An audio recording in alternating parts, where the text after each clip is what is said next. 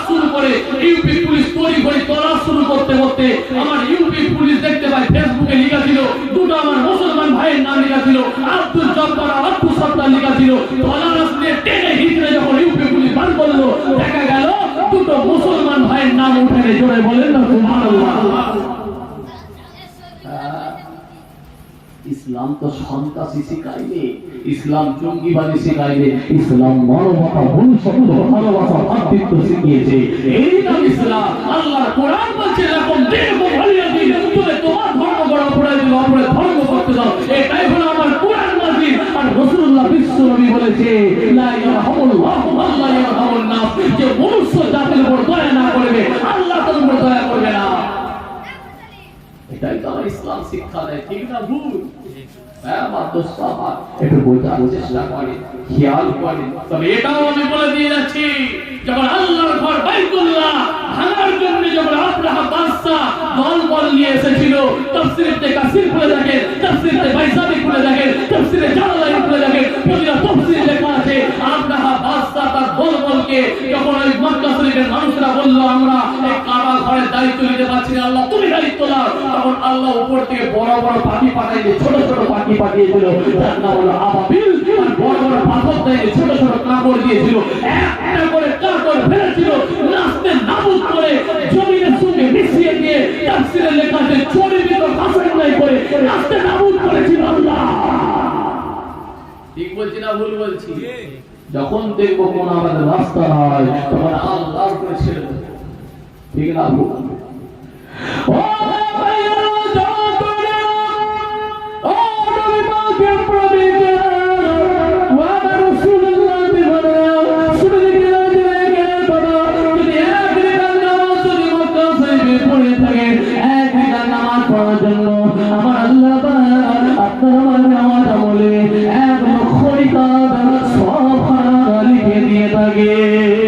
যদি কোনো ব্যক্তি মদিনা শরীফে মসজিদুল নববী শরীফের মধ্যে এক রাকাত নামাজ পড়ে থাকে বাবা, এক রাকাত নামাজ পড়ার জন্য আমার আল্লাহ পাক তার নামাজ আমলে 50,000 রিকাতের সওয়াব লিখে দিয়ে থাকে। যদি কোনো ব্যক্তি মসজিদুল আকসার মধ্যে ফিলিস্তিনের মধ্যে মসজিদুল আকসার মধ্যে যদি এক রাকাত নামাজ পড়ে থাকে বাবা, এক রাকাত নামাজ পড়ার জন্য আমার আল্লাহ পাক তার নামাজ আমলে 25,000 রিকাতের সওয়াব লিখে দিয়ে থাকে। পৃথিবীতে এটা 3 নাম্বার স্থান, এর মনে কোনো স্থান নাই বাবা যেখানে পড়বে আপনি এক রাকাতের জন্য এক রাকাতের সওয়াব আল্লাহ দেবে। কিন্তু মসজিদুল আকসার মধ্যে পড়লে এক রাকাত পড়লে আল্লাহ 25,000 রিকাতের সওয়াব লিখে দিয়ে থাকে। শুনে গেলেন কোন মসজিদুল আকসার কথা বলছি গো? এই মসজিদুল আকসা এখন গন্ডগোল চলছে, যে মসজিদুল আকসা এখন ভেঙে দেওয়ার চক্রান্ত করছে, এই মসজিদুল আকসার জন্য হাজার হাজার মানুষ নিজেদের জীবন খানা দিয়ে দিচ্ছে, যে মানুষেরা নিজেদের জীবন খানা দিয়ে দিচ্ছে, শহীদের দরজা খানা দিয়ে দিচ্ছে, তাদেরকে আমার আল্লাহ পাক বিনা প্রশ্নতে দয়ার জান্নাত খানা মিলিয়ে দেবে। রমজান মাসে বাবা সেহরি ছিল না, ইফতার ছিল না, রোজা রেখেছে বাবা, ইফতার নাই। রমজান মাসে তারা মসজিদুল আকসা ফিলিস্তিনের মানুষেরা রোজা রেখেছে, ইফতার থাকে না বাবা, রোজা রেখে ইফতার থাকে না, তারা নামাজ পড়েছে কিন্তু সেহরি থাকে না। এরপরেও তাদেরকে যখন বঞ্চনা করা হয়েছে, সঙ্গে সঙ্গে তোলবে মারা যাচ্ছে। এইরকম ভিডিও আমি নিজে তোকে দেখে নিয়েছি।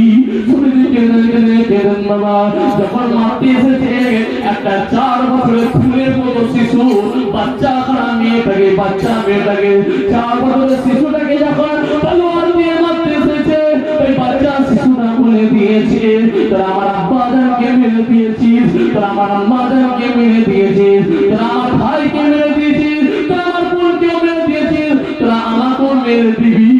আমি জানি তবে কিন্তু আমি আমার আল্লাহকে সব বলে দেব, আমি আমার আল্লাহকে সব বলে দেব।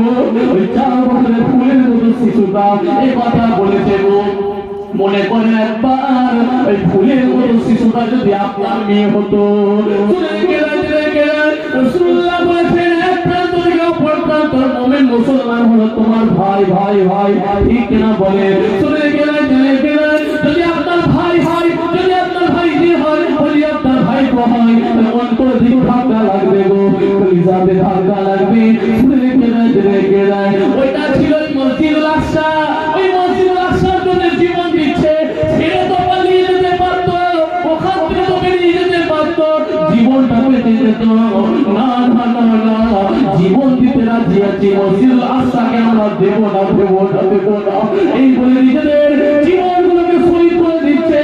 ওটা ছিল আমাদের আগে কিবলা ছিল, ওই দিকে তো আমরা মুখ করে নামাজ পড়তাম, ঠিক কিনা বলে ওদিকে মুখ করে নামাজ পড়তাম, ওটা ছিল আগে আমাদের কিবলা, ওই দিকে নামাজ পড়ছিলাম আমাদের প্রত্যেকের পূর্বপুরুষেরা।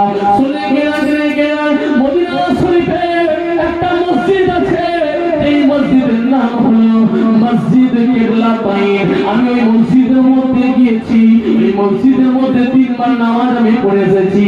এই মসজিদে কিবলাতাইনের মধ্যে রাসূলুল্লাহ যখন নামাজ পড়ছিলেন, আল্লাহ নবী নামাজ পড়তে পড়তে মসজিদুল আকসার দিকে মুখ করেছিলেন, ফিলিস্তিনের দিকে মুখ করে নামাজ পড়ছিলেন। বাবা এই নামাজ পড়তে পড়তে রাসূলুল্লাহ চিন্তা করেছিলেন, আল্লাহ নবী চিন্তা করেছিলেন, আমার আল্লাহ যদি কাবাকে কিবলা বানিয়ে দিত কতই না ভালো হতো, যদি কাবাকে কিবলা বানাতো কতই না ভালো হতো।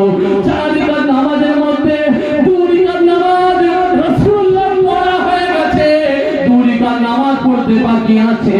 এই কথা মনে চিন্তা করেছেন, মনে চিন্তা করার সঙ্গে সঙ্গে আমার আল্লাহ তাআলা রাসূলুল্লাহ বিশ্বনবীকে গায়বী জানিয়ে দিয়েছিলেন, ওহী জানিয়ে দিয়েছিলেন, ওহী দিয়ে জানিয়ে দিয়ে বললেন, ও আমার হাবিব আপনি যেটা মনে চিন্তা করেছেন আমি আল্লাহ তাআলা সেটা আমার আরশে মুআল্লাতে কবুল করে নিয়েছি। ও আমার হাবিব আপনাকে সালাম ফিরতে হবে না, আপনি নামাজ পড়তে পড়তে পড়তে সোজা আপনি মুখটা ঘুরিয়ে নেন, মসজিদুল আকসার দিকে মুখ ছিল, ফিলিস্তিনের দিকে মুখ ছিল, ওই অবস্থায় আপনি নামাজ পড়তে পড়তে সোজা কাবা ঘরের দিকে ঘুরে যান, সোজা কাবা ঘরের দিকে ঘুরে যান। আমি আল্লাহ তাআলা আপনার কাবাকে কিবলা বানিয়ে দিয়েছি। সুবহানাল্লাহ। এমন সময় রাসূলুল্লাহ বিশ্বনবী যখন নামাজ পড়েছেন, নামাজ পড়ার পরে সালাম ফিরিয়ে দিয়েছেন, সালাম ফিরানোর পরে আল্লাহ নবী জিজ্ঞাসা করলেন, পিছনে নামাজ পড়ছিল, পিছনে নামাজ পড়তে গিয়ে হযরতে আলী কারামাল্লাহু ওয়াজহু হুজুর যাকে আমার রাসূলুল্লাহ জান্নাতের শহরের দরজাখানা বলে দিয়েছেন, সেই আলী পিছনে নামাজ পড়ছেন। আল্লাহ নবী সালাম ফিরানোর পরে আলীকে জিজ্ঞাসা করলেন, হে আলী বলো নামাজ হবে কি বলো, আমি নামাজ পড়তে পড়তে ঘুরে গেছি, নামাজ হবে কি বলো। হযরতে আলী বলেছিলেন, ইয়া রাসূলুল্লাহ ইয়া হাবিবাল্লাহ হুজুর আমি বলতে পারবো না, নামাজ হবে কি। আপনি ওসমান গনিকে জিজ্ঞাসা করেন, জিন্নুরাইন ওসমান গনি আমার পাশে দাঁড়িয়ে ছিল, সে ওসমান ঘুরে গেছে, আমি আলীও ঘুরে পড়েছি। ইয়া রাসূলুল্লাহ ইয়া হাবিবাল্লাহ হুজুর আপনি ওসমানকে জিজ্ঞাসা করেন, ও ওসমান গনি বলো নামাজ হবে কি বলো। এমন সময় জিন্নুরাইন হযরত ওসমান গনি বলে দিয়েছিলেন, ইয়া রাসূলুল্লাহ ইয়া হাবিবাল্লাহ হুজুর আমি বলতে পারবো না হুজুর আমার পাশে দাঁড়িয়ে ছিল ইসলামের দ্বিতীয় খলিফা হযরতে ওমর ফারুক আমার পাশে দাঁড়িয়ে ছিল। সেই ওমর নামাজ পড়তে পড়তে ওমর ঘুরে গেছে, তাই আমি ওসমান গনিও ঘুরে গেছি। হুজুর আপনি জিজ্ঞাসা করেন, ওসমান গনিকে জিজ্ঞাসা করেন, ও ওসমান গনি নামাজ হবে কি বলো। এমন সময় সঙ্গে সঙ্গে হযরত ওমর ফারুককে রাসূলুল্লাহ জিজ্ঞাসা করেছিলেন, এমন সময় ওমর ফারুক বললেন, ইয়া রাসূলুল্লাহ ইয়া হাবিবাল্লাহ হুজুর আমি বলতে পারবো না হুজুর নামাজ হবে কি আমি বলতে পারবো না। আমার পাশে দাঁড়িয়েছিল, আমার পাশে দাঁড়িয়েছিল কে? আমার পাশে ছিল সিদ্দিক আকবর, আপনার শ্বশুর, আপনার শ্বশুর আব্বা, আপনার শ্বশুর সিদ্দিক আকবর। সে হযরতে আবু বকর সিদ্দিক আমার পাশে দাঁড়িয়েছিল। সে আবু বকর সিদ্দিক ঘুরে গেছে, আমিও থাকতে না পেরে আমি ওমর ফারুক ঘুরে গেছি। আপনি জিজ্ঞাসা করেন আবু বকর সিদ্দিককে, ও আবু বকর সিদ্দিক, ও সিদ্দিক আকবর, নামাজ হবে কি বলো? হযরত আবু বকর সিদ্দিক বলে দিয়েছিলেন, ইয়া রাসূলুল্লাহ, ইয়া হাবিবাল্লাহ, হুজুর, হুজুর নামাজ হবে কি আমি বলতে পারবো না, তবে আমি একটা কথা বলতে পারি, আপনি নামাজ পড়তে পড়তে আপনি ঘুরে গেছেন, আমি আবু বকর সিদ্দিক ঘুরে গেছি। তবে আমি একটা কথা বলে দিচ্ছি, আপনি নামাজ পড়তে পড়তে ঘুরেছেন, আমি আবু বকর সিদ্দিক ঘুরে গেছি। আমার আল্লাহ যেটা আপনাকে জানান আপনি তো সেটাই করেন। তবে আমি একটা কথা বলে দিচ্ছি, আমি অন্য কিছু জানি না, আমি অন্য কিছু জানি না। তবে আমি একটা কথা বলে দিচ্ছি, আমার আল্লাহ পাক আমার কাবা এবং কিবলা, আমি আমার আল্লাহ পাক আমার জন্য আমার কাবা এবং কিবলা সমস্ত কিছু আপনাকে আমার আল্লাহ আমার জন্য বানিয়ে দিয়েছে।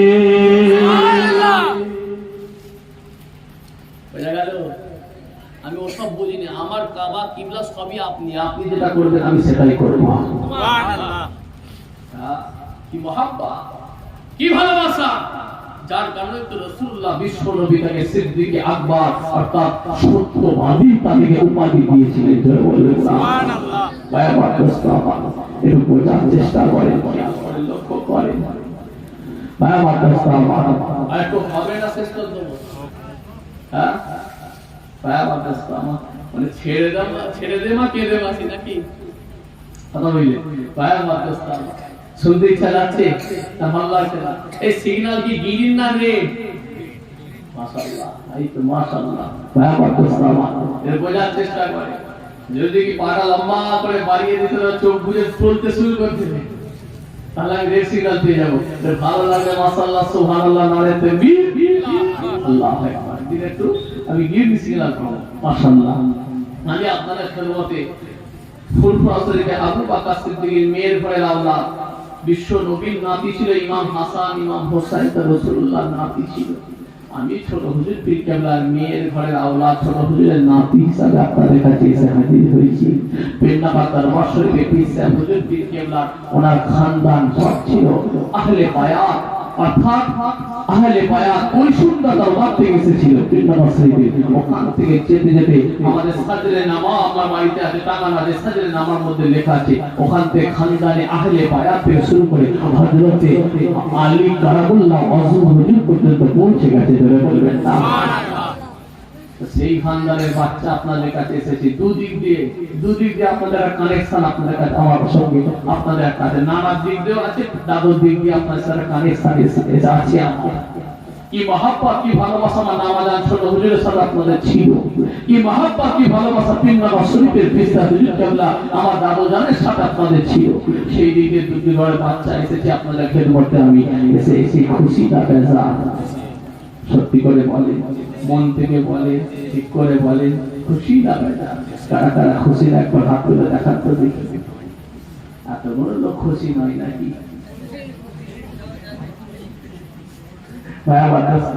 সবাই খুশি কিন্তু একটু বুঝতে ভুল হয়ে যাচ্ছে, তাই তো? মাশাআল্লাহ, আমরা প্রত্যেকে খুশি, খুশি তো আলহামদুলিল্লাহ। কারা কারা খুশি একবার হাত তুলে নারে তাকবীর, নারে তাকবীর। আল্লাহ পাক যারা হাত তুলে দেন ফুলফুরাতে আবু বকর সিদ্দিকের কাতারে দাঁড় করিয়ে দয়াল জান্নাত নসিব করে, বলেন আল্লাহুম্মা আমিন, বলেন আল্লাহুম্মা আমিন। আমরা দুনিয়াতে যেমন আছি, আল্লাহ পাকের দয়ার জান্নাতে একসাথে থাকবো, বলেন না ইনশাআল্লাহ। তাই তো নাকি? দুনিয়াতে আছি, দুনিয়া থেকে কি হবে? আখিরাতে যদি আল্লাহ দয়ার জান্নাতে আবু বকর সিদ্দিক কাতারে একসাথে দাঁড়াতে পারি, ওটাই তো সবথেকে বড় জিনিস, তাই তো নাকি?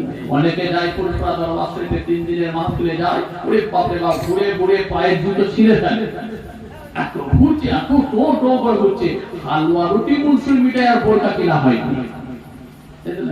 একবার উজ্জ্বল পুকুর মোড়, আর এইদিকে আবার তালতলার হাট, এই দিক থেকে ওইদিকে বোরকার পছন্দ হচ্ছে না, উন্নার পছন্দ হয়নি। সারা রাত ধরে ঘুরছে। কথা বুঝলেন ভাই অবস্থা আমার। মাঝে মাঝে আবার যখন খুব আপনার এনার্জি লস হয়ে যাচ্ছে, মাঝে মাঝে আবার বাঁশ বাগানে গিয়ে এত ধোঁয়া উড়াচ্ছে যেন আগুন লেগে গেছে। কি বলছি না ভুল বলেছি? আমার বড়দা ভাইরা জানে। মাঝে মাঝে বাঁশ বাগানে এমন ধোঁয়া উঠছে যেন আগুন লেগে গেছে। বুঝতে পারছেন কি বলতে চাইছি ভাইয়া? মাদ্রাসা এরপরও আবার কিছু কিছু মানুষ আল্লাহর ওলিদেরকে খুশি করে ফেলছে। বলবেন না? আমাকে একজন মানুষ এসে বলছে, ভাইজান আমি 400 জনের বাজারে আছি, 400 জনের বাজারে যাওয়ার পরে সারা রাত ধরে আমি বসে আছি, আমাকে কান ধরে তুলছে, হাত ধরে তুলছে, এইদিকে হাত ধরে টানছে, এইদিকে হাত ধরে টানছে, চাকিয়ে বার করে দিতে যাচ্ছে, কিন্তু আমাকে সরাতে পারেনি।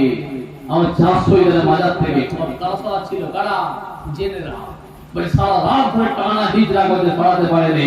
আমি আপনার কাছে ভাইজান এসে বলছি, আল্লাহর জাতের কসম করে বলছি, আমি সমস্ত শহীদগুলোর সাথে মোলাকাত করে চলে এসেছি। সুবহানাল্লাহ। এরকম মানুষও আছে, আবার কেউ বিড়িকে উড়িয়ে দিচ্ছে, সেরকম মানুষও আছে, আছে না? আপনি অবাক হয়ে যাবেন। কয়েকটা কথা বলে যাচ্ছি। এখানে কারা আছে, কেউ কেউ মানুষ আছে আল্লাহর ওলিকে খুশি করে ফেলছে, কেউ কেউ মানুষ আছে রাসূলুল্লাহর সঙ্গে দিদার হয়ে গেছে। বলবেন না? সুবহানাল্লাহ। গোপনে আছে। আবার কেউ কেউ দেখবে হাতে বালা পরে, কানে দুল পরে বসে আছে, ফুটফুট করে এগিয়ে আছে, ওটাই কানে কানে গল্প করছে। এখানে আছে দুটো গীবত চালাচ্ছে। কেউ কেউ আছে রাস্তাতে বসে বসে দুটো গীবত করছে, ফ্রি ফায়ার খেলছে, পাবজি, বাবাজি, হোয়াটসঅ্যাপে চ্যাট করে, মেসেঞ্জারে, টুইটারে, ফেসবুকে ব্যস্ত আছে। এরকম মানুষও আছে। সব রকম মানুষ হবে, সমাজ তো সবাইকে নিয়ে, তাই তো নাকি? কেউ করবে জুতো পরিষ্কার, কেউ করবে মাঠের কাজ, কেউ করবে সবজি, কেউ করবে রাজমিস্ত্রি, কেউ করবে জলসার মাঠে, কেউ করবে প্লেন, কেউ চালাবে ট্রেন, কেউ চালাবে বাস, কেউ চালাবে লরি। সবাইকে নিয়ে তো সমাজ, তাই তো নাকি? কেউ হবে জাহান্নামী, কেউ হবে জান্নাতি। কথা ঠিক বলছি না ভুল বলছি? আমার কথায় দুঃখ কষ্ট নিচ্ছেন নাকি আপনারা?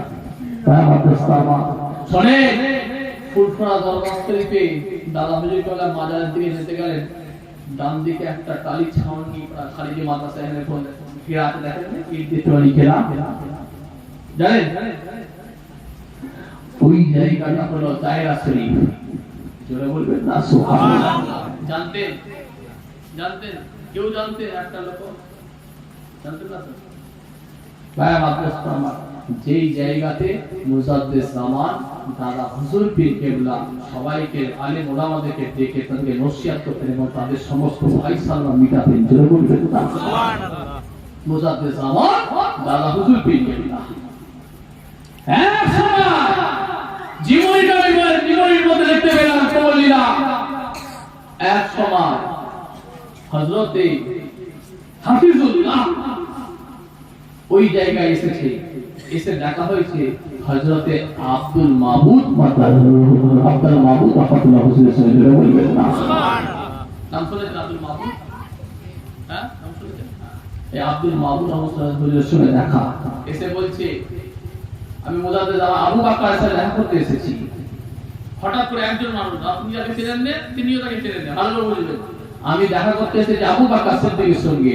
সঙ্গে সঙ্গে আব্দুল মাবুদ রাহমাতুল্লাহ হুজুর বলছে, কি বলছে যে আবু বকর সিদ্দিক দাদা হুজুর পীর কেবলা এখন চতুর্থ আসমানে হযরতে ঈসা নবীর সঙ্গে কথা বলছে। বলবেন না সুবহানাল্লাহ।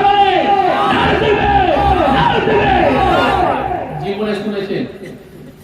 জীবনে যেটা শোনেন সেটা আমি ইনায়াতুল্লাহ হুসাইনি বলে যাচ্ছি। এই কথা বলার পরে বলছে যে, কি বলছে হাফিজুল্লাহ হুজুর বলছে যে রাজা খুঁজে পাওনি, ভুলভাল বলছো যে আমাকে ঈসা নবীর সাথে দাদা হুজুর কথা বলছে। হাফিজুল্লাহ খুব সাবধানে কথা বলবে, সম্পর্কে কথা বলছো। এই তো অবাক, আমার নাম জানলো কি করে হাফিজুল্লাহ? আমার নাম জানলো কি করে আমি হাফিজুল্লাহ এসেছি? হাফিজুল্লাহ আবু বকর সিদ্দিক দাদা হুজুরের বিরুদ্ধে যখন কোনো দাদা হুজুরের কথা বলবে সাবধানে বলবে। তুমি মুরিদ হতে এসেছিলে না? পরীক্ষা নিচ্ছিল মুড়ি হবো কি না। হাফিজুল্লাহ সেই হুজুর নেই তো কে, সেই হুজুরের মুড়ি আমি তোকে মাবুদ বলে দিচ্ছি, হযরত আমি আব্দুল মাবুদ বলছি। তুই যখন বেরিয়ে আসছিলি তোর স্ত্রী এই রঙের শাড়ি পরেছিল। আর বলবো তুই যখন বেরিয়ে আসছিলিস তোর স্ত্রী তবে কতটা রাস্তা পর্যন্ত ছাড়তে এসেছিল। আর বলবো স্ত্রীর পায়ে কোন জায়গাটা একটু দাগ আছে সেটা বলবো। সঙ্গে সঙ্গে জড়িয়ে ধরবে আরে হাত পড় করবি আবু বকর সিদ্দিক আল্লাহর ওলি বলে আমি মেনে নিয়েছি। সুবহানাল্লাহ। বোঝার চেষ্টা করেন। আমি আপনাদেরকে বলে যাচ্ছি একটা কথা, আমি আল্লাহর কসম করে বলছি, আমার সঙ্গে একজন মানুষের সঙ্গে ওই দায়রা শরীফে বসে আছে, একজনের সঙ্গে দেখা হলো। হঠাৎ করে হুজুর 3 দিনের মাহফিলের সময় আমার কাছে খবর এসেছে নহুজুর পীর কেবলার কাছে যে মুরিদ থাকতো তাকে বলা হয় সুফি সাহেব। কথা বুঝলেন? সেই সুফি সাহেব ওই জায়গায় বসে আছে। আমার কাছে খবর পাওয়ার পরে আমি 3 দিন মাহফিলে হুজরায় বসে থাকি গদিতে। ঠিক আমার ইব্রাহিম সিদ্দিকী মামা জানে উল্টো দিকে, আমার ভাইরা জানে ওইখানে আমি দারুল ইফতা দরবারে 3 দিন আমি গদিতে বসে থাকি। আমার কাছে খবর এলো একজন আল্লাহর ওলি যার কথা হুজুর আপনি খবর লিখছিলেন সেই হুজুরের সঙ্গে দেখা করতে, সেই হুজুর এসেছে ওই জায়গায় বসে আছে। বলার পরে মাথা খারাপ। সেই হুজুরকে ফুলপুরা শরীফের নবজি কাবলাগায় থাকতেন সুফি সাহেব, যার বাড়ি হলো মালদার জমিনে। যেই সুফি সাহেবের কথা আমি প্রচুর শুনেছি। সেই সুফি সাহেব কি, সেই সুফি সাহেবকে মাঝে মাঝে নবজুল পীর কেবলা জিজ্ঞাসা করতেন, বাবা সুফি সাহেব বলেন তো দেখি ফুলপুরা শরীফের মীর সাহেব, গাজী সাহেব, বড় হাফেজ সাহেব কেমন আছে? সঙ্গে সঙ্গে বলতেন হুজুর ওনাদের সঙ্গে আমার কবরের ভেতরে মোলাকাত হয়ে গেছে, ওনারা সবাই ভালো আছে, আপনাদের সালাম বলে দোয়া করতে বলেছেন। সুবহানাল্লাহ।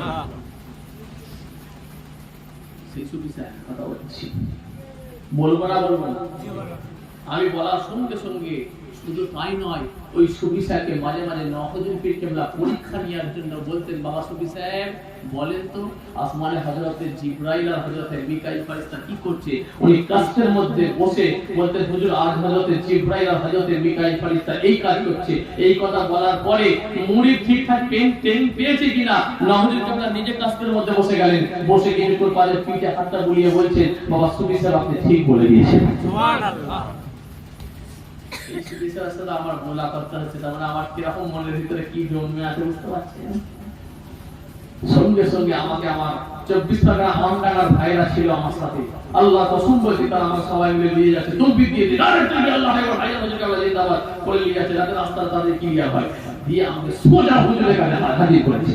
হুজুরের কাছে হাজির করার পরেই আমার পকেট থেকে কিছু নজরানা দিয়ে আমি হুজুরকে মোসাফা করলাম।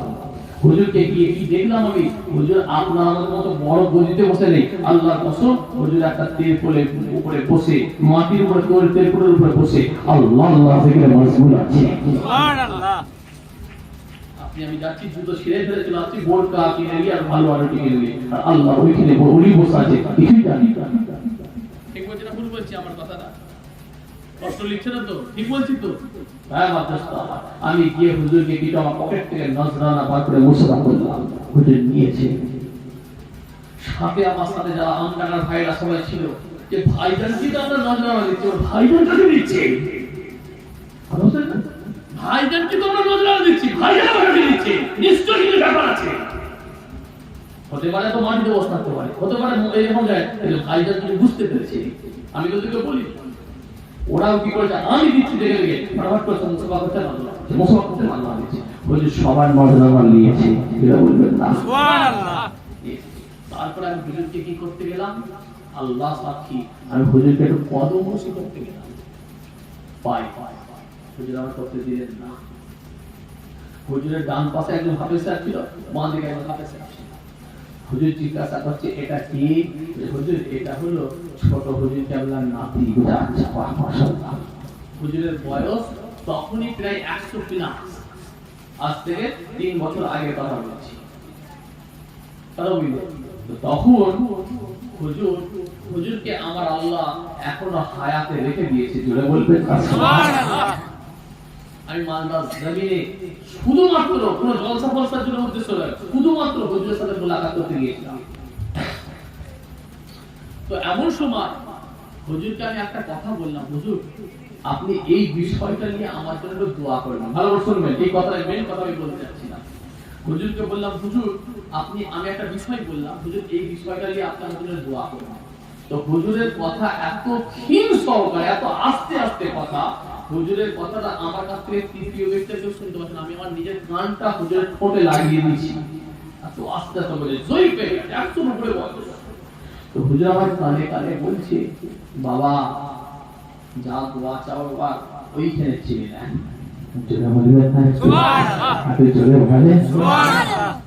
বলার পরে আমি চুপ রয়ে গেলাম। আমি জানি ওখানে চাইবো, আমার যাদের জামান দাদা হুজুর ওখানে চাইবো, আমার কন্যারা জান কথা বললেন এই একটা মহাপ্রতিগুলো আছে, কিন্তু তিনার ব্যাপারে অনেক শুনেছি, আমরা ওনাকে ডাইরেক্ট পেয়ে গেছি সামনে, তাহলে একটা আমার আবেগ জমে গেছে।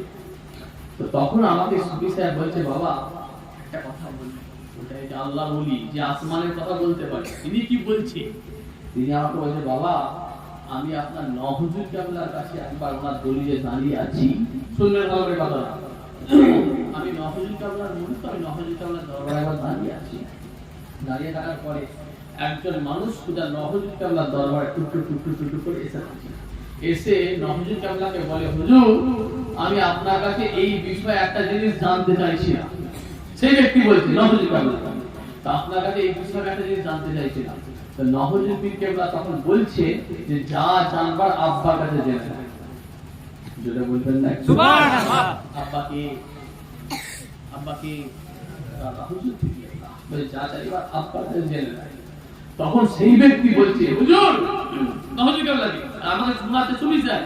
তো সেই ব্যক্তি বলছে নহজুল কেবলাকে, হুজুর আব্বা হুজুর কি হায়াতে আছে? তো এই কথা বলার পরে নহজুল পীর কেবলার জালালি বাজারের মানুষের আপনারা জানেন, নহজুল পীর কেবলার রেগে গিয়ে একটু আওয়াজ দিয়ে বিজা করে, যাও যা আব্বাকে ডাক দেবো, আব্বাকে ডাক। জালালি বিজা দিয়ে বলি, যাও আব্বাকে জেনে নাও, যাও বলা। বলার পরে ওই লোকটা আর কোনো সাহস পেলেন না, চলে গেল সোজা, আমাকে সুবিচার শোনাচ্ছে, সোজা চলে গেল খালের ঘাটে। খালের ঘাটে গিয়ে উজু করলে, আপনারা জানো তো খালের ঘাটে, খালের ঘাটে গিয়ে উজু করলে, উজু করে ওই গলিটা রাস্তা মাজারের ঢোকা, ওই গলি দিয়ে টুকটু করে সোজা চলে গেল মাজারের দিকে। তো মাজারের দিকে চলে গেল, বেশ কিছুক্ষণ ধরে মাজারের মধ্যে রইল, মাজার থেকে আবার বেরিয়ে আসছে। সুবিচার বলছে দেখি টুকটু টুকটু টুকটু করে আবার সোজা নহজুল কেবলা দরবারের দিকে আসছে। এমন সময় নহজুল কেবলা দরবারের সামনে এসে নহজুল পীর কেবলাকে বলে,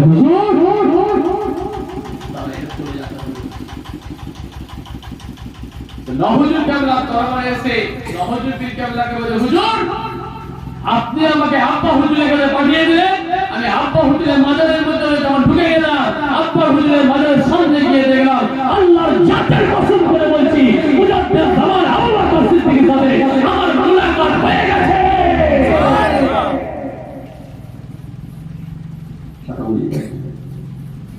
আল্লাহ ওলিয়া মরে মুর্দা নয়, মরে জিন্দা জিন্দা জিন্দা, জোরে বলেন না লা খাউফুন আলাইহিম ওয়া লা হুম ইয়াহজানুন, তাদের কোনো ভয় নয়, তাদের কোনো চিন্তাও না।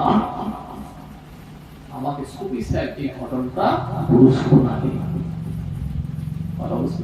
সেই হিসাবে সুফি সাহেব বলছেন, যা জানবা যা চাইবা আপনার হুজুর পীর কেবলা ওখানে পৌঁছে যায়। আপনি আমি ভুলে যাচ্ছি, দাদা হুজুর পীর কেবলার দরবার ভুলে যাচ্ছি, মুজাদ্দিদ জামানের দরবার ভুলে যাচ্ছি। হতে পারে আপনাকে ভালো ইনায়াতুল্লাহ হুসাইনিকে না লাগতে পারে, আপনি দরবারে গেলে আমার কাছে 50 হাত দিয়ে যাবে। হতে পারে আপনাকে আমার মামাতো ভাই নওশাদ সিদ্দিকী ভালো না লাগতে পারে, দরবারে গেলে নওশাদ সিদ্দিকী আমার মামাতো ভাইয়ের থেকে 10 হাত দিয়ে 50 হাত দিয়ে যেতে পারে। হতে পারে আপনার ফুলফা সাহেবে তো সিদ্দিকীকে আমার মামাজানকে ভালো না লাগতে পারে, দরবারে গেলে 50 হাত দিয়ে যাবে। হতে পারে আপনার আব্বাস সিদ্দিকী আমার মামাতো ভাইকে ভালো না লাগতে পারে, দরবারে গেলে 100 হাত দিয়ে যাবে। মুজাদ্দিদ জামান আবু বকরকে ভুলে যাবেন না, কিয়ামতের দিনে যদি আল্লাহ আবু বকরকে আপনার আবু বকর সিদ্দিকীর কাছে দাঁড় করিয়ে দেয়, ঠিকানা বয়ান জান্নাত হয়ে যাবে। ওটার চেষ্টা করে, একটু খেয়াল করে, লক্ষ্য করে। দাদা হুজুরের দরবারে যান, মুজাদ্দিদ জামানের দরবারে যান, যে একটাই নিয়ত করে যাবেন, যতক্ষণ পর্যন্ত ওনার সঙ্গে আল্লাহ দিদার না করা যাবে আসবো না ফিরে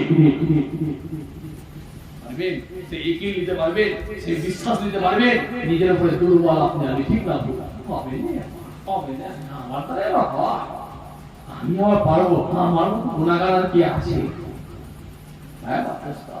সেই একই রাখতে পারিনি, সেই বিশ্বাস রাখতে পারিনি।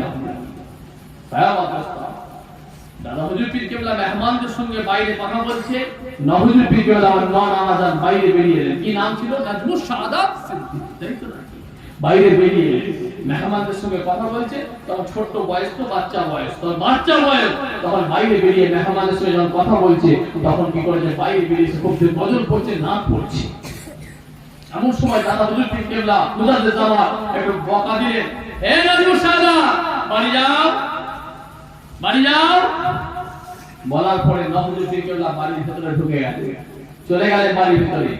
বেশ কিছুক্ষণ পরে মুজাদ্দিদ জামান দাদা হুজুর পীর কেবলা ভিতরে গেলেন বাড়িতে। বাড়িতে যাওয়ার পরে জিজ্ঞাসা করলেন, নানি আম্মাজানদেরকে জিজ্ঞাসা করলেন যে নাজমুস সাদাত কোথায়? বলে নাজমুস সাদাত তো ওই তো ছোট ছেলে আপনার পিছে বেরিয়ে গেল, পিছে পিছে আপনি ঢুকে নেন। হ্যাঁ, নাজমুস সাদাত তো বাড়িতে আসলো। বলে না, আপনি বাড়িতে আসেন, সেই যে গেছে, আপনি আসলো। মুজাদ্দিদ জামান দাদা হুজুর পীর কেবলা অবাক হয়ে গেলেন। দাদা হুজুর পীর কেবলা তখন কি করলেন? খোঁজা শুরু করলেন, খুঁজে পেলেন না। মুজাদ্দিদ জামান দাদা হুজুর পীর কেবলা কাস্তের মধ্যে বসে গেলেন। জীবনী খুলে রাখেন, কাস্তের মধ্যে বসে গেলেন। দাদা হুজুর পীর কেবলা ফুটবল বিহার কাছে মুজাদ্দিদ জামান কাস্তের মধ্যে বসে গিয়ে দৃষ্টিটা একটু লোকালের মধ্যে ছড়িয়ে দিলেন। দেখতে পেলেন না নাজমুস সাদাত সিদ্দিকী মুজাদ্দিদ জামান দাদা হুজুর পীর কেবলা কাস্তের মধ্যে বসে দৃষ্টিটা একটু দূরের দিকে ছড়িয়ে দিলেন। দূরের দিকে ছড়ানোর পরে মুজাদ্দিদ জামান দাদা হুজুর পীর কেবলা দেখতে পেলেন নাজমুস সাদাত সিদ্দিকী এই এলাকা হাসপাতাল চত্বরের গোদামে চলে গেছে। নাজমুস সাদাত সিদ্দিকী সোনার মাদিনা মুনাওয়ারা থেকে রাসূলুল্লাহকে নাম করে শোনাচ্ছে। আমার দাদা হুজুর পীর কেবলা রাতের বেলা উঁচু করে নফল ইবাদত করতে করতে করতে করতে ঘুমিয়ে পড়েছেন। শুধু রাতের বেলা মুজাদ্দিদ জামান দাদা হুজুর পীর কেবলাকে রাসূলুল্লাহ বলছে, আবু বকর, আবু বকর, নাজমুস সাদাত সিদ্দিকী যখন নাচ পড়বে ওকে তুমি বকা দেবে না। নাজমুস সাদাত সিদ্দিকী যখন নাচ পড়ে আমি রাসূলুল্লাহর নাচ শুনতে পাচ্ছি। আমি বলছি আমার কসম খারাপ হচ্ছে, আল্লাহ সাক্ষী। বাবা, বাবা বোঝার চেষ্টা করে, কত বড় বড় হাসতে হাসতে আল্লাহ ভুলে বসে আছে। যখন ঢুকবে তখন আপনার বুক কেঁপে উঠবে। আসছে আমি এই কথাগুলো একটু ভাববেন। আমি যখন এই কথাগুলো বলছি ঢুকার সময় একবার ভাববেন কার সম্পর্কে। আমি ইনার সম্পর্কে শুনেছি, ভাইজান ইনায়াতুল্লাহ হোসাইনির মুখে। ইনার দরবারে আমি যাচ্ছি, যে দরবারে মানুষ জলপাইগুড়ি থেকে হাজার হাজার টাকা করে, কোথাও কুচবিহার থেকে, কোথাও আপনার শিলিগুড়ি থেকে মানুষ আসছে, কোথাও বাংলাদেশ থেকে মানুষ আসছে। আর আমি তো এখান থেকে 2 ঘন্টা গাড়ি চালালে যে পৌঁছে যাচ্ছি, 3 ঘন্টা গাড়ি চালালে পৌঁছে যাচ্ছি। কার দরবারে আমি ঢুকছি বোঝার চেষ্টা করবে। হুজুর পীর কেবলা রাস্তা দিয়ে একটা জেলেদের সর্দার এসে হুজুরের সামনে এই যে একটা জীবনী বলছে, অসুবিধা হচ্ছে নাকি? নাকি না দুটো ঘটনা বলবো? এই জীবনীগুলো বলছি, অসুবিধা হচ্ছে না তো? আর এটা বলে দিই, শেষ করবো নাকি? হুজুর পীর কেবলা যখন রাস্তা দিয়ে, এই দাদা হুজুর পীর রাস্তা দিয়ে যাচ্ছে, এমন সময় জেলেদের সর্দার এসে বলে, হুজুর আপনার কাছে একটা প্রশ্ন ছিল, হুজুর আপনারা বিচার করেন। কি বিচার? হুজুর আপনার সন্তান নাজমুস সাদাত আমাদের একটা জেলেদের একজনকে মেরে দিয়েছে, আপনি বিচার করেন। দাদা হুজুর পীর কেবলা তখন পাশে আছে, তার বেলা বলছে, নাজমুস সাদাত পাশে তো আছে, যে আব্বা কি বলছে, তুই জেলেদের একটা বাচ্চাকে নাকি মেরে দিয়েছে। আব্বা জান যেটা বলেছে সেটা বারবার বলেছে, সত্য বলেছে। হুজুর পীর জীবনে মিথ্যা কথা বলে, বারবার বলেছে আব্বা সত্য বলেছে। কি ব্যাপার, তুমি মানলে কেন? আব্বা জান বেয়াদবি মাফ করবেন, কদিন আগে যখন আপনি আমাকে লিখতে বলেছিলেন, আমি লিখতে বলেছিলাম, তখন আমি যখন লিখছিলাম ওই জেলেদের ওই মানুষটা জেলেদের যে জাতি, ওই জাতি ওই একজন, সে আমার বারবার কলমটাকে চেপে ধরছিল, বারবার চেপে ধরছিল। সেদিন আমি কিছু বলি না, ছেড়ে দিয়েছিলাম। আজকে আপনি যাচ্ছেন এই রাস্তা দিয়ে, আপনার মাথার উপর দিয়ে এত বিয়াদব লাফিয়ে লাফিয়ে বারবার যাচ্ছে, লাফাচ্ছে। আব্বা জান ওকে আমি মারতে চাইনি, ওকে আমি একটুখানি বকা দিতে চেয়েছিলাম। আমি ওর দিকে জ্বালালি মিজাজে তাকিয়েছি, আল্লাহ তরফে পুরে সারকার হয়ে গেছে। আব্বা জান আমি কি করব? জেনারেল যে ফাইসাল্লাহ লিখেছিল যে হুজুর সব ফাইসাল্লাহ আমি বিচার পেয়ে গেছি, আপনি মাফ করে দেন, আমি যাচ্ছি চলে যাই।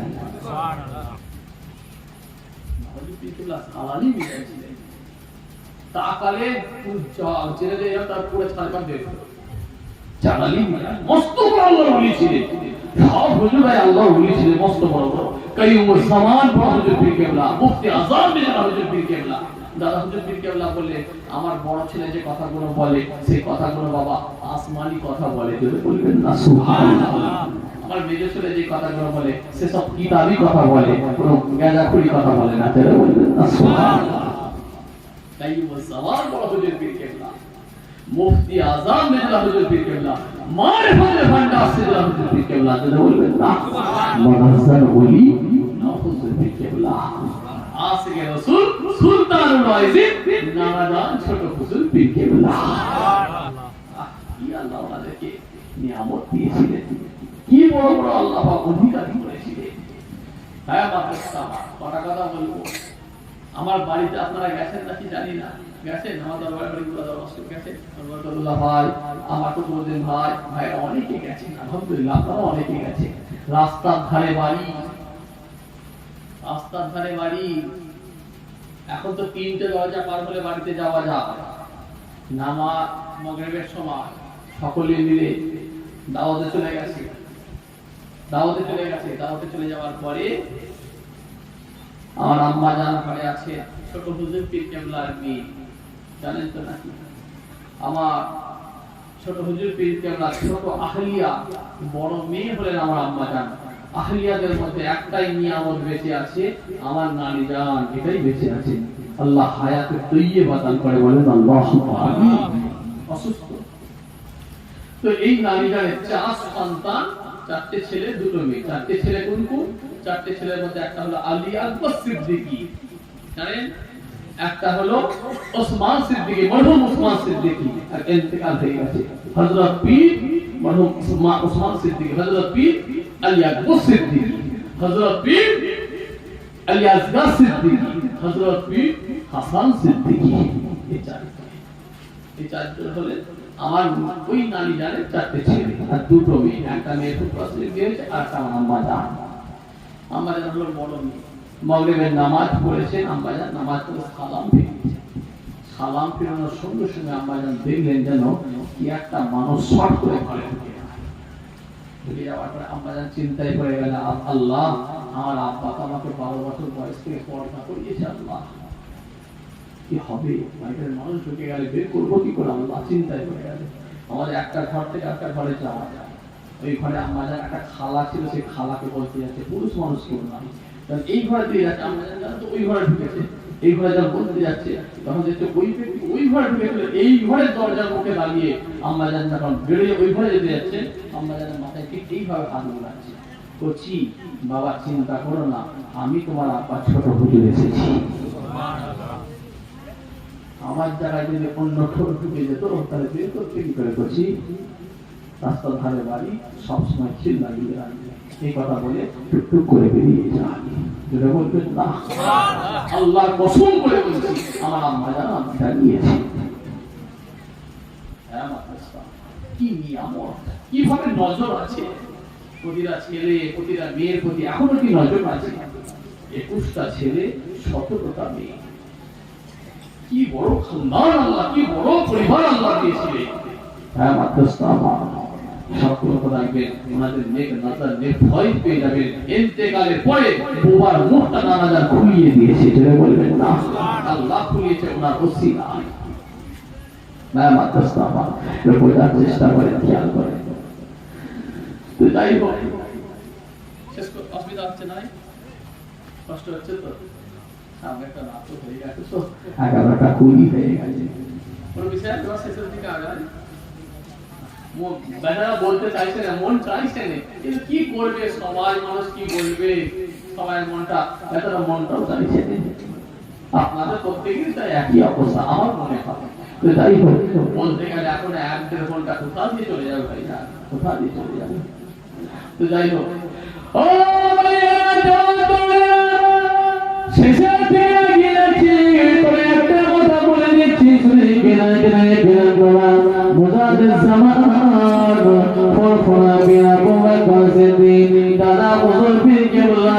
কোন কবরবাসীকে সালাম খানা দিতেন বাবা যতক্ষণ পর্যন্ত জবাব না পেতেন ফুরফুরা পীর আবু বকর সিদ্দিক ওই জায়গা থেকে ফিরে আসতেন না আর জোরে বলেন সুবহানাল্লাহ মুজাদ্দিদ জামান ফুরফুরা পীর আবু বকর সিদ্দিক দাদা হুজুর বেগেওয়ালা আজমির শরীফে পৌঁছে গেলে আজমির শরীফে পৌঁছে গিয়ে খাজা গরিব নওয়াজ আজমির সজ্জাদে খুদাকে সালাম খানা দিলেন বাবা আসসালামু আলাইকুম খাজা মঈনুদ্দিন চিশতি আজমির সজ্জাদে খুদাকে বলে সালাম খানা দিয়ে দিলেন বাবা সালাম দেওয়ার সঙ্গে সঙ্গে মাজারে কোনো জবাব করা পেলেন না বাবা কোনো উত্তর করা পেলেন না আবার দ্বিতীয়বার সালাম খানা দিলেন বাবা আসসালামু আলাইকুম খাজা মঈনুদ্দিন চিশতি আজমির সজ্জাদে খুদা বলে দ্বিতীয়বার সালাম খানা দিলেন বাবা দ্বিতীয়বার সালাম দেওয়ার সঙ্গে সঙ্গে মাজার থেকে হালকা ভাবে অস্পষ্ট ভাবে জবাব খানা দিলেন আবার তৃতীয়বার সালাম খানা দিয়েছিলেন তৃতীয়বার সালাম দেওয়ার সঙ্গে সঙ্গে মাজার থেকে পরিষ্কার ভাবে জবাব আসে ওয়ালাইকুম আসসালাম আবু বকর সিদ্দিক বলে আমার সময় সঙ্গে সঙ্গে দাদা হুজুর বেগেওয়ালা খাজা হুজুরকে জিজ্ঞাসা করেছিলেন হুজুর আমি আপনাকে প্রথমবারে সালাম খানা দিলাম হুজুর আপনি আমার সালামের জবাব কেন দিলেন না দ্বিতীয়বারে যখন সালাম খানা দিলাম আপনি আমার সালামের জবাব খানা হালকা হয়ে দিয়েছিলেন অস্পষ্ট ভাবে দিয়েছিলেন তৃতীয়বারে যখন সালাম খানা দিলাম তৃতীয়বারে সালাম দেওয়ার সঙ্গে সঙ্গে আপনি আমার সালামের জবাব খানা পরিষ্কার ভাষায় দিয়েছিলেন এর কারণটা যদি আপনি আমাকে একটুখানি বলেন জানান সঙ্গে সঙ্গে খাজা গরিব তোমার মেরে সঞ্জানে খুঁজে মাজারের ভেতর থেকে উঠিয়ে আসে শোনে জীবনী খানা করে দেখলেন জীবনের মধ্যে লেখা আছে মাজারের ভেতর থেকে জবাব আসে ও বাংলা জমিনের আবু বকর সিদ্দিক শুনে কেরা জেনে কেরা আমার মাজারের বাইরে এরা যেভাবে সিনেই করে দলতে লিপ্ত হয়ে গিয়েছে আমি মঈনুদ্দিন চিশতি আমার মাজারের মধ্যে ছিলাম না আমি মঈনুদ্দিন চিশতি চলে গিয়েছিলাম বাগদাদ শরীফে গিয়ে বড় পীর আব্দুল কাদের জিলানী হুজুরের মাজারে গিয়ে মধ্যে আরাম ফরমাচ্ছিলাম ও বাংলা আবু বকর সিদ্দিক তুমি যখন আমাকে প্রথমবারে সালাম দিয়েছো তোমার সালামের জবাব খানা আমি মঈনুদ্দিন বাগদাদ শরীফে দিয়েছিলাম দ্বিতীয়বার যখন সালাম খানা দিলে তোমার সালামের জবাব খানা আমি মঈনুদ্দিন চিশতি হাফ রাস্তায় সে দিয়েছিলাম আর তৃতীয়বার যখন সালাম খানা দিয়েছো তোমার সালামের জবাব খানা আমি মঈনুদ্দিন চিশতি আমার মাজারের ভিতরে এসে প্রবেশ করে তোমার সালামের জবাব খানা দিয়ে দিয়েছি আল্লাহর ওলিরা পড়ে মুরতাদায় পড়ে জিন্দা লা খাউফুন আলাইহিম ওয়া লা হুম ইয়াহজানুন তাদের কোনো ভয় নাই তাদের কোনো চিন্তাও নাই বাবা আমার জীবনটা খুলে রাখে বাবা দোস্ত আমার বসিরহাট দরবারের আল্লামা হুজুর তারিয়া দিলেন আমি বসিরহাটের রুহুল আমিন আমি দাদা হুজুর বেগেওয়ালার সঙ্গে সাথে গিয়েছিলাম মক্কা শরীফে গিয়েছিলাম ওখান থেকে মদিনা শরীফে পৌঁছে গিয়েছিলাম মদিনা শরীফে পৌঁছানোর সঙ্গে সঙ্গে মদিনা শরীফে বাগদাদের বাদশার পক্ষ থেকে খবর আসে কি বাদশার পক্ষ থেকে জানানো হয় বাংলা জমিনের যে আবু বকর সিদ্দিক আছে ওই আবু বকর সিদ্দিকের একটা নাদ আমি রাসূলুল্লাহ আমার মাজার মুকাদ্দাসের ভেতরে থাকার অনুমতি দিয়ে দেবে আরো জোরে বলে সুবহানাল্লাহ এই কথাটা বলে আমি শেষ করব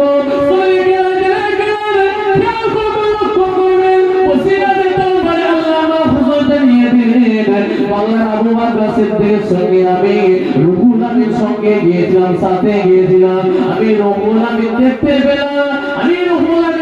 পেলাম বাংলার আবু বকর সিদ্দিকের তলাশ চলছে খোঁজা চলছে আমি মনে করলাম কিসের জন্য খোঁজা চলছে রাসূলুল্লাহ সমস্ত বর্ণনা দেয়া হয়ে গেল কেমন লেবাস কেমন সুরাত সমস্ত বর্ণনা দেয়া হয়ে গেছে এমন সময় সে আবু বকর সিদ্দিকের বর্ণনা দেওয়ার পরে তলাশ চলছে সে আবু বকর সিদ্দিকের তলাশ পাওয়ার পরে খোঁজার পরে নিয়ে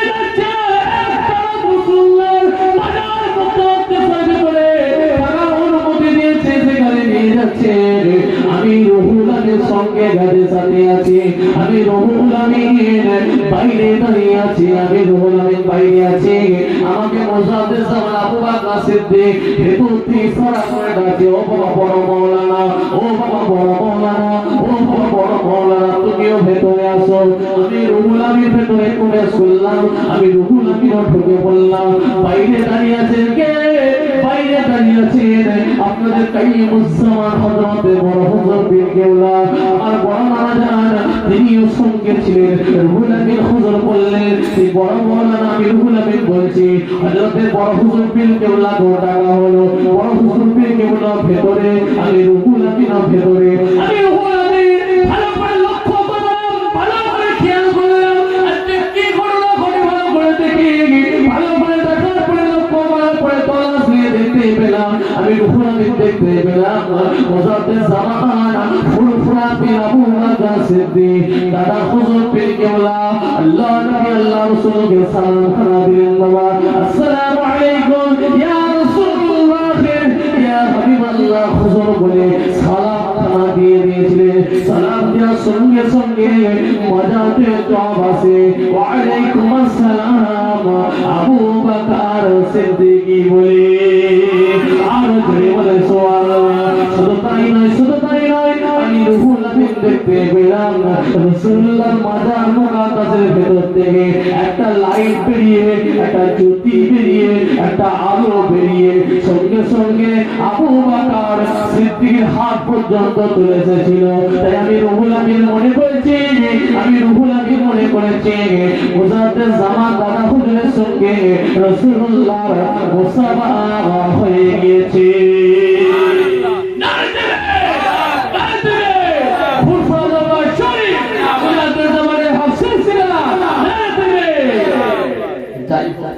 শেষের দিকে আগাচ্ছি, বাবাজি দোয়ার দিকে আগায়, অনুমতি দেন, দিচ্ছেন অনুমতি, সবাই দিচ্ছেন, একজন দুজন বলছে জি, বাকি আমি কাউকে দেখলাম যে হ্যাঁ একটু অনুমতি দেন, আবার আল্লাহ বাঁচিয়ে রাখলে হবে ইনশাআল্লাহ।